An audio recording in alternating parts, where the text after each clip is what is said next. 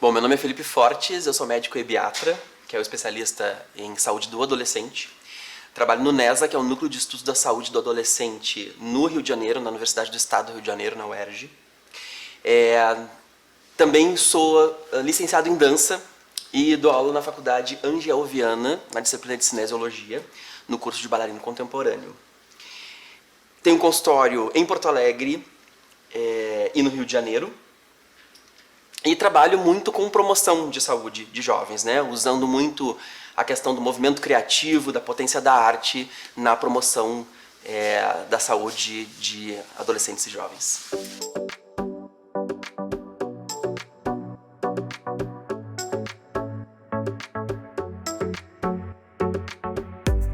A gente precisa falar muito sobre a questão do suicídio e das coisas difíceis que estão adjacentes a esse tema, né? Autolesões, depressão, ansiedade, agressividade, baixa autoestima, né?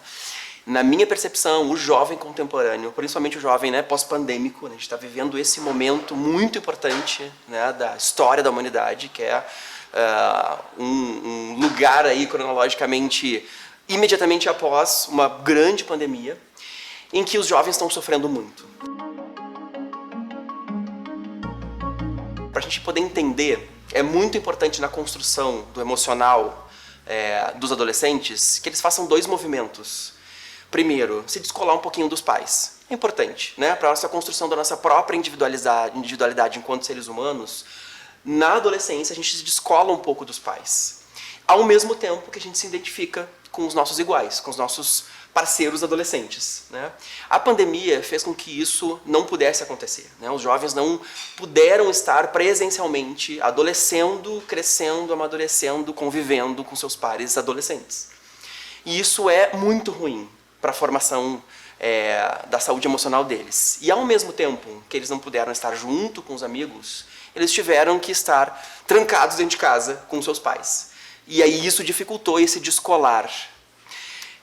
Então, assim, eu costumo dizer, né, assim, é o mundo invertido Stranger Things, né? Virou a cabeça deles de cabeça para baixo. Isso é um fator muito importante para a gente entender o adolescente contemporâneo, né? Principalmente aquele adolescente que super adolesceu na pandemia, né? Aquele menino, menina, o menino de 10, 11 anos que entrou na puberdade, né? Começou a construir, precisava estar construindo o seu potencial adolescente, e isso ficou rasgado, né? Isso ficou machucado. E aí agora a gente está olhando para uma adolescência que está sofrendo muito com isso, né? Inabilidades sociais, de conversar com seus amigos, de poder estar na escola, de estar produzindo, de estar com a sua potência criativa que era para ser muito orgânica, né? Justamente desse momento da vida. Então, assim, na minha percepção e no meu trabalho clínico, né, com jovens, tenho recebido muitos jovens adoecidos, né, nesse sentido, né, com ansiedade, com depressão, irritabilidade, inadequação social, dificuldade de estar no mundo mesmo, né, e até de conversar com seus próprios colegas, digamos assim.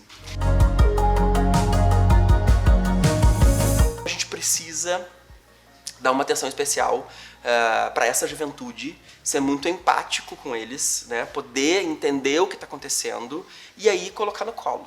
Ao mesmo tempo que a gente precisa também dar limites principalmente de uma coisa que reverberou muito na pandemia, que é a questão do contato com o www, né? Com o mundo digital.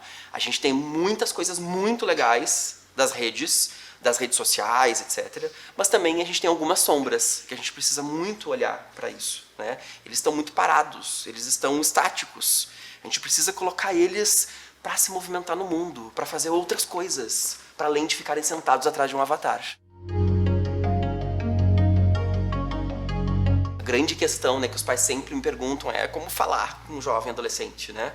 Ele não conversa comigo, não quer conversar comigo, não quer mais, né? Antes, quando era criança, conversava, agora fecha a porta do quarto e não fala mais. Assim, eu acho que essa é uma grande questão mesmo dessa nova parentalidade para quem é pai de adolescente agora, né? Pai e mãe, cuidador de adolescente. Então, eu sempre digo assim, gente, olha só, primeiro que isso é uma construção, claro, né? Então, se possível, construa isso desde a infância. Construa esse diálogo de vai e volta, nessa conversa de idas e vindas, com muita verdade desde a infância, né? Olha, baixo, olha no olho da sua criança, coloca ela para participar das atividades da família, das escolhas das atividades familiares. Isso é muito importante, né? Mas também isso também, se isso não foi construído, isso também pode ser resgatado na adolescência, sem problemas. Então, bora conversar com o seu adolescente, utilizando as bolas quicantes do dia a dia. Então, assim, essa grande conversa, né? Vamos hoje sentar e conversar sobre sexo e camisinha. Talvez seja mais difícil, né? Isso às vezes vai constranger o adolescente, às vezes a gente fica mais constrangido com isso. Então, assim, vamos aproveitar as lacunas, as mensagens subliminares do dia a dia, da nossa convivência no mundo, né? A gente vive num mundo cheio de estímulos, cheio de propagandas de televisão, cheio de coisas no YouTube, cheio de interações, né? Então, vamos ficar atento ao que os filhos estão ouvindo, olhando, escutando, gostando, curtindo, estejam nas redes sociais dos seus filhos, acompanhem eles de perto em todos os momentos possíveis e aproveite as bolas quicantes do dia a dia. Acho que isso é uma primeira coisa, né? Assim, sei lá, aparecer uma propaganda na televisão de carro que tem uma mulher gostosa no carro. E aí você pode trazer essa discussão para a mesa. Olha que coisa, você observou naquela propaganda que a gente viu ontem, ou na hora que está passando a propaganda. Que coisa, né? Sempre uma mulher fazendo propaganda de carro, né? Por que será que a gente tem essa coisa do corpo feminino? Pronto, já foi a discussão. Mesmo que ele não queira falar, diz, ai pai, nada a ver, ficou. Aquilo ficou como uma brecha para, de repente, um outro dia ele conversar contigo sobre aquilo, ou para ele refletir sozinho, ou para ele falar com um amigo sobre isso. Fica. O que a gente conversa fica, né? Essa eu acho que é a primeira grande dica. Quando os pais reclamam muito que não são amigos dos filhos, né, que os filhos não são amigos deles e aí não conversam, gente, eu pergunto, como é que é uma relação de amizade? Como a gente constrói uma relação de amizade com alguém? Normalmente a gente vai lá, conta uma coisinha nossa, um comentário qualquer, aí a pessoa conta uma outra coisa, aí a gente aprofunda um pouco algum outro assunto, contando mais sobre o meu dia a dia, sobre uma característica minha, aí a outra pessoa conta também outra, a gente vai indo nesse jogo de bate e volta, né? Então, assim, a gente quer que os nossos filhos contem tudo pra gente. E não quer a gente não quer que eles contem qualquer coisa, né? A gente quer que eles contem se eles usam drogas, se eles já treparam, se estão se masturbando, enfim, coisas periclitantes da vida, né? Então, assim, vamos começar por nós esse papo. Chega em casa e conta como foi seu dia, sabe? Se foi um dia difícil, filho, vem cá, você não sabe o que aconteceu. O chefe, filho da puta, me fez um negócio hoje que você não tem ideia. Fui pro banheiro chorar. Olha o que ele fez. Conta pro jovem. Pergunta pra ele se ele achou que você teve uma boa atitude. Abre esse diálogo. Começa por você, abre essa porta. Conta uma experiência sua da adolescência. Mostra fotos da sua adolescência e conta uma transgressão sua. Claro que a gente vai escolher a transgressão, né, gente? Né? Mas conta, abre essa porta. Ele vai ver que é possível conversar contigo. Então a gente conta uma coisa nossa, eles contam uma coisa deles, depois a gente conta uma coisa nossa, né? A adolescência é um lugar em que o cérebro abstrato, ele está pronto para refletir sobre o mundo, sobre o nosso estar no planeta, sobre política, religiosidade, relacionamento interpessoal. Eles estão prontos para conversar sobre isso. Né? Às vezes eu acho que a gente tem dificuldade de encarar que nosso filho cresceu, né? Que é uma criança, um bebezão, e aí não quer conversar sobre assuntos mais difíceis. Bora conversar sobre as dificuldades do mundo. Eles já estão nesse lugar. E não tem como a gente não discutir sobre a adolescência sem pensar esse momento pós-pandêmico, né? E aí eu acho que a gente também está com algumas dificuldades, né? Nós, adultos, né? A gente tem muita dificuldade de colocar limites nos nossos filhos. Percebo muito isso, né? De frustrá-los, de poder dizer não, de dizer que não pode ficar na internet, no videogame, no computador, até 11h30 da noite. Não. Claro que cada um vai fazer a sua regra dentro de casa, mas cadê as regras? Né? Outro dia eu atendi um adolescente e ele me falou assim, tu sabe que eu não tenho limite para nada na minha casa. Isso é a coisa mais preocupante na organização emocional de um jovem. O adolescente precisa de limites, né? Limite carinhoso, afetuoso, claro, né? Mas ele precisa. E a gente está com essa dificuldade. Na minha percepção, acho que a gente se frustrou tanto na pandemia, né? Tanto, né?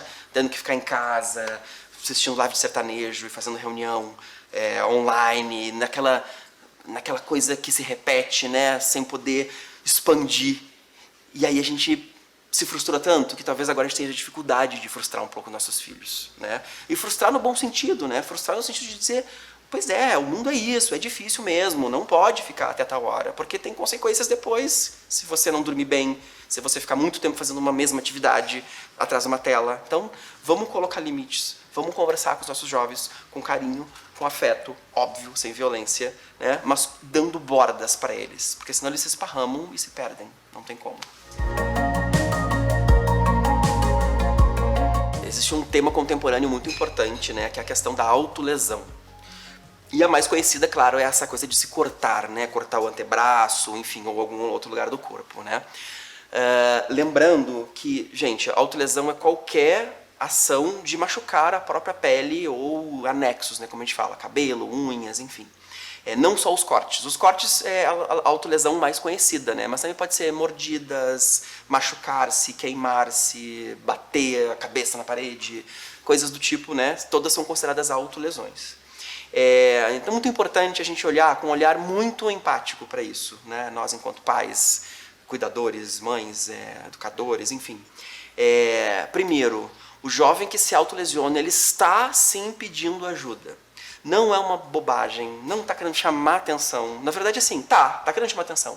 Qual o problema de ele chamar atenção? Justamente é um pedido de ajuda, né? Chamar atenção é pedir, por favor, me olha que eu estou sofrendo. Então, o jovem que se autolesiona é um jovem que está em sofrimento psíquico. Fato. E precisa ser acolhido, né? Então, muito cuidado para a gente não subestimar uma situação dessas, né?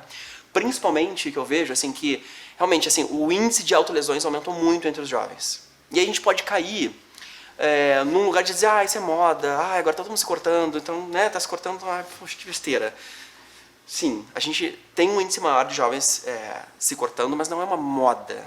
Gente, moda é algo que a gente faz, que a gente veste, que a gente incorpora no nosso comportamento para se validar. Nenhum jovem vai se cortar só para se validar entre seus pares. Não. Se ele se corta é porque existe o sofrimento. Isso é muito importante a gente entender. Mas por que esse índice tão elevado? Bom, a gente está num momento que a gente tem um empobrecimento de repertório para a gente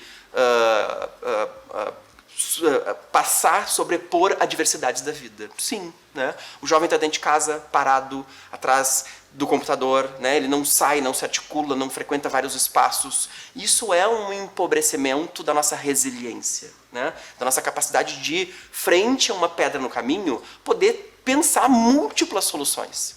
Então, o jovem hoje, ele está, por conta de um monte de fatores, mas principalmente pandemia, uso de redes digitais, né?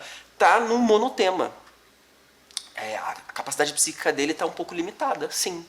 Então, assim, é por isso que o índice aumentou. Né? Mesmo de uma forma inconsciente, ele sabe que é um recurso que existe, né? O jovem contemporâneo sabe que a autolesão é um recurso que existe, e ele vai lá e se corta, né? Ou se machuca. Então, assim, primeiro, não subestimar esse chamado de ajuda, não subestimar. Né? Olhar para o seu adolescente, para o seu filho, filha ou filha e colocar no colo, primeiro. Segundo, vamos também, até com uma atitude profilática, poder oferecer para eles múltiplas possibilidades nesta vida. E o que é isso? Principalmente, vamos resgatar a corporeidade do adolescente. O adolescente ele é muito corporal, ele precisa mexer o corpo. Então eu vou botar o adolescente para fazer esporte, dança, teatro, alguma atividade artística, sair para caminhar, sair para entrar em contato com a natureza. A natureza é um lugar de múltiplos estímulos. E é isso que o jovem precisa, de múltiplos estímulos. Frequentar vários grupos em que ele pode encontrar outros adultos de referência, outros exemplos de vida, exemplos de situações adversas ou felizes, ou boas ou ruins. Né? Isso vai dando repertório para o jovem encontrar soluções para as suas dificuldades. Essa questão, né, então, assim, do suicídio, da vontade de morrer, das autolesões, elas não podem também ser vistas sem dois recortes muito importantes, que é o recorte da negritude e o recorte da população LGBT, que é IAP+. Essas duas populações são populações mais vulneráveis. A gente já sabe por estudos que o jovem preto tem uma chance muito maior de se suicidar, uma chance de 45% maior do que a população não preta.